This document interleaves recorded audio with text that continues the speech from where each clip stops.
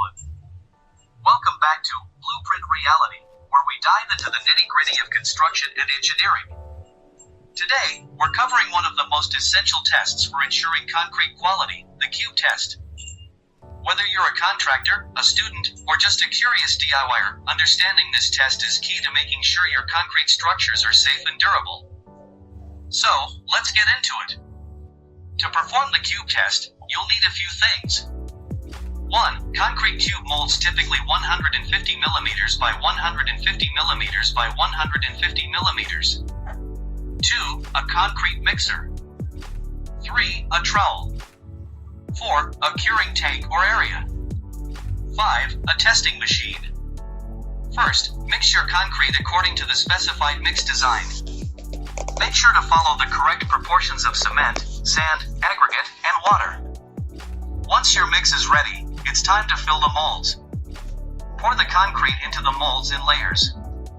For each layer, use the trowel or a rod to compact the mix and remove any air bubbles. This helps to ensure a uniform and dense sample. Each layer should be about 1/3 of the mold's height, and you should compact it thoroughly before adding the next layer. After filling the mold, use the trowel to smooth off the top, ensuring it's level with the rim of the mold. This helps create a flat and even surface for the test. Now, let the concrete set. After 24 hours, remove the cubes from the molds and place them in a curing tank or area. The standard curing period is 28 days. During this time, keep the cubes in a controlled environment at 20 degrees Celsius, 68 degrees Fahrenheit, and 90% humidity. Proper curing is crucial for achieving the desired strength. After 28 days, it's time for the compression test. Place the cube in the compression testing machine, ensuring it's properly aligned. Gradually apply load until the cube fails. The machine will record the maximum load the cube can withstand before breaking. Once the cube breaks, the machine will calculate the compressive strength, which is the maximum load divided by the cube's cross-sectional area. This value is typically measured in megapascals, MPa, or pounds per square inch, SI.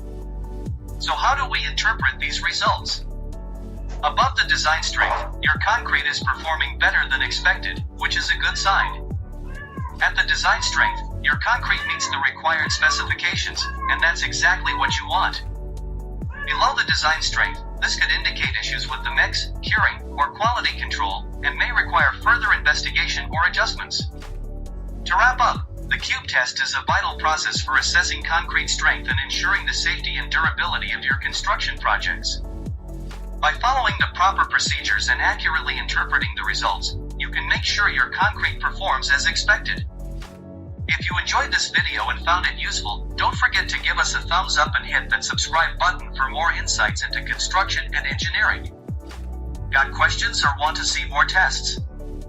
Leave a comment below. Thanks for watching, and I'll catch you in the next video.